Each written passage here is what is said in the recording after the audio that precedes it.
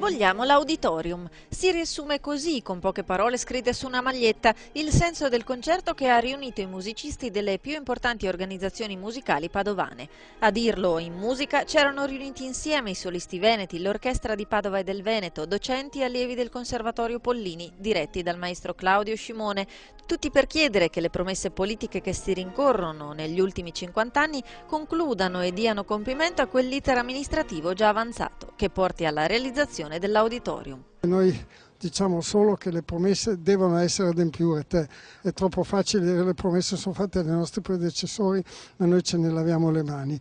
D'altra parte non fare l'auditorium come è progettato adesso significa perdere almeno altri 10 anni a cercare altri progetti. Chi non lo vuole come è progettato dopo tanti anni di fatiche deve anche proporre una rapida soluzione alternativa che sia altrettanto importante, altrettanto decorosa. L'auditorium deve essere anche un monumento che mostri alla cittadinanza tutta che esiste la musica. Ma tra le righe c'è la speranza di dare a loro, ai pollicini, l'orchestra dei piccoli tra i 10 e i 14 anni che rappresentano le nuove generazioni, un posto dove sviluppare e appassionarsi anche solo da ascoltatori alla più spontanea e alta espressione dell'uomo, la musica.